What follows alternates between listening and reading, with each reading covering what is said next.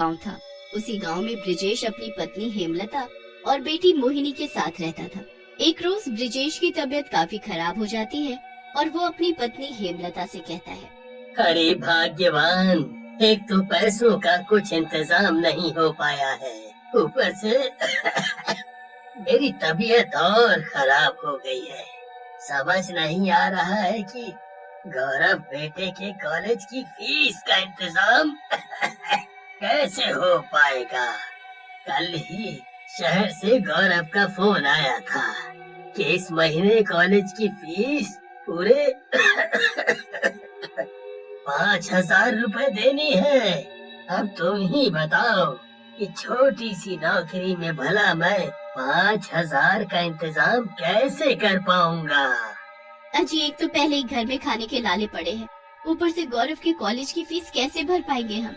तभी मोहिनी वहाँ आती है और माँ पिताजी से कहती है, ओहो माँ पिताजी, आप काहे को इतनी टेंशन लेते हो, और वैसे भी अब आपकी बेटी बड़ी हो गई है, इसलिए कल से मैं भी बाहर काम करके पैसे कमाऊंगी।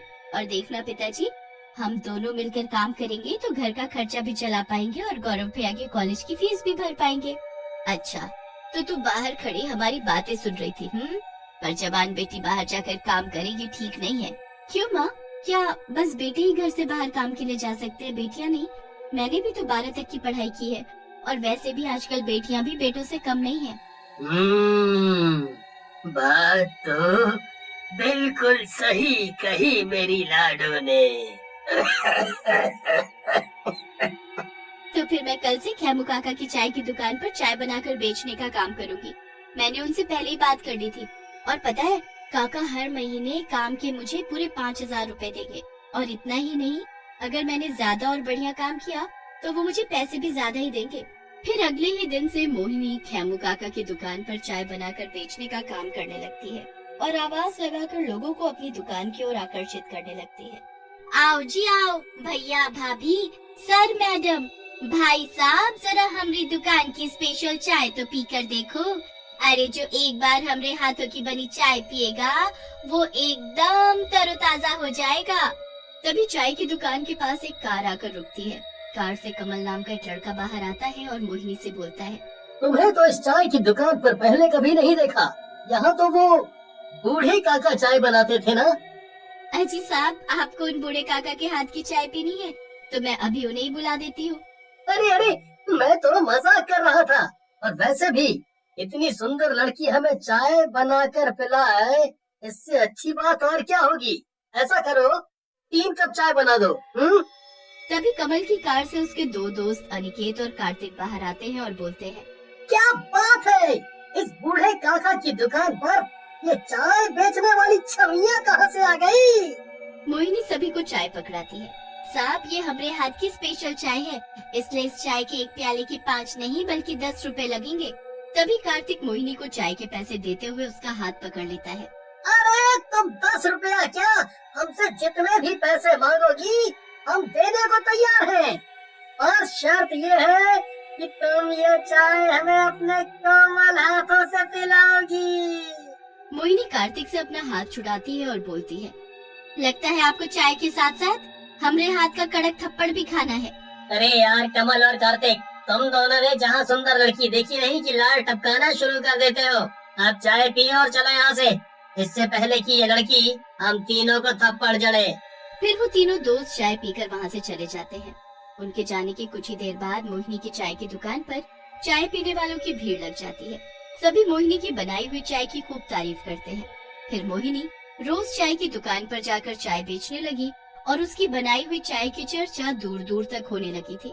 एक रात मोहिनी अपने माँ पिताजी से बोलती है, देखना पिताजी, एक दिन मैं अपनी खुद की चाय की दुकान खोलूंगी, फिर आपको छोटी मोटी नौकरी करने के लिए यहाँ वहाँ धक्के नहीं खाने पड़ेंगे। फिर हम तीनों मिलकर चाय की दुकान में खूब मेहनत करेंगे और खूब सारे पैसे कमाएंगे। अगले दिन मोहिनी फिर से खुशी खुशी दुकान पर जाती है और चाय बनाने लगती है। दुकान पर काम करते हुए उसे सुबह से रात हो जाती है कि तभी उसकी दुकान के सामने आकर कार रुकती है। कार से कार्तिक बाहर निकलता है और देखता है कि दुकान के आसपास कोई नहीं है। तभी कार्तिक चाय लेने के बहाने से मोहिनी का हाथ पकड़ लेता है और उसे दुकान से बाहर निकालकर उसके साथ छेड़खानी करने लगता है। साहब, ये क्या बदतमीजी है, देखो मेरा हाथ छोड़ो, नहीं तो मैं शोर मचाकर सबको इकट्ठा कर लूंगी। तभी कार से अनिकेत और कमल बाहर आते हैं। आज तो हम लोग तुझे छोड़ने वाले नहीं है। फिर तीनों दोस्त मिलकर मोहिनी के साथ छेड़खानी करने लगते हैं कि तभी मोहिनी को जोर से चिल्लाते देख कार्तिक अपने हाथ से मोहिनी का मुंह बंद कर देता है। कुछ देर के बाद जब वो मोहिनी के मुंह से हाथ हटाता है तो मोहिनी जमीन पर गिर पड़ती है। हे भगवान, इस चाय वाली को क्या हो गया? कहीं दम घुटने की वजह से ये मर तो नहीं गई? यार कार्तिक, तूने इसका मुंह बंद करके सही नहीं किया। इस बेचारी को हम लोगों ने मार डाला। अनिकेत की बात से कार्तिक और कमल बहुत डर जाते हैं और फिर वो तीनों अपनी कार में बैठकर वहाँ से भाग जाते हैं। दम घुटने की वजह से मोहिनी की मौत हो जाती है और वो एक चुड़ैल में बदल जाती है। तभी चुड़ैल बोलती है, इन बदमाशों ने मेरे साथ सही नहीं किया, इन्हें तो मैं छोड़ूंगी नहीं। पर अब मैं क्या करूं? कल तो खेबू काका मुझे काम के पैसे देने वाले थे। उन पैसों से मुझे गौरव भैया के कॉलेज की फीस भरनी थी। मुझे कुछ तो करना ही होगा। फिर चुड़ैल अपनी लाश को वहाँ से गायब करके उसे जंगल में छुपा देती है। मुझे अपनी लाश को छुपा कर रखना होगा और वो तब तक जब तक कि मैं सब ठीक नहीं कर देती।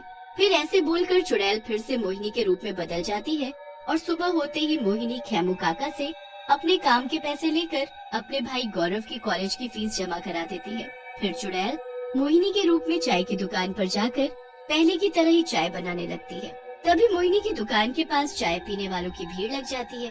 तभी गांव में रहने वाला चमन मोहिनी से कहता है, मोहिनी बेटी, हमें 50 लोगों की चाय फैक्ट्री पहुंचानी है, तो तुम इतनी सारी चाय फटाफट से बना तो लोगी ना? हैं? वो क्या है कि हमें तनिक जल्दी है। अरे चमन काका, आपको पता नहीं है शायद कि हमारे हाथों में जादू है। आप कुछ देर वहाँ बैठिए, हम फटाफट से आपको डोलची में चाय डाल कर देते हैं। फिर मोहिनी अपनी चुड़ैल की शक्तियों से फटाफट से चाय बनाकर चमन चाचा को दे देती है। फिर क्या था, मोहिनी रोज अपनी चुड़ैल की शक्तियों से फटाफट से चाय बनाकर लोगों को पिलाने लगी। एक रोज मोहिनी चाय बनाते हुए सोचने लगती है, अगर ऐसे ही हमारा चाय का धंधा चलता रहा तो एक दिन सब ठीक हो जाएगा, हमारे घर की गरीबी के दिन दूर हो जाएंगे।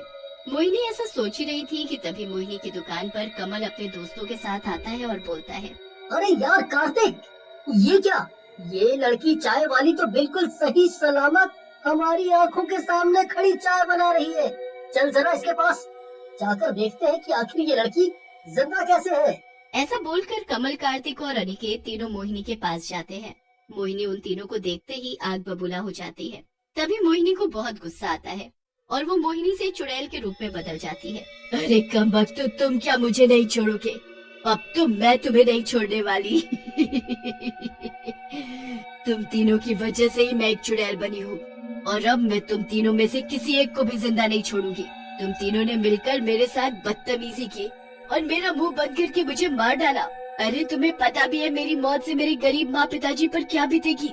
अपना घर चलाने और अपने भाई के कॉलेज की फीस भरने के लिए मुझे अपनी लाश को जंगल में छुपाना पड़ा ताकि मैं फिर से मोहिनी के रूप में चाय बेचने का काम कर सकूं। हमसे सच में बहुत बड़ी गलती हो गई। हमें मालूम नहीं था कि उस दिन तुम्हारा मुंह बंद कर देने से तुम्हारी मौत हो जाएगी और हमने जो तुम्हारे साथ बदतमीजी की उसके लिए हम तीनों दोस्त बहुत शर्मिंदा हैं। हमें माफ कर दो, हम तुम्हारे आगे हाथ जोड़ते हैं। तभी चाय की दुकान पर कुछ लोग आ जाते हैं और चुड़ैल को देखकर उनके होश उड़ जाते हैं। चुड़ैल रोते हुए बोलती है, चमन चाचा, मैं चुड़ैल ही मोहिनी हूँ। फिर चुड़ैल सभी को सारी बात बताती है। तभी चाय की दुकान पर खेमू काका और मोहिनी के माँ पिताजी भी आ जाते हैं। हे भगवान, मैं ये सब क्या सुन रहा हूँ? मेरी मोहिनी को तुम तीनों बदमाशों ने मिलकर मार डाला।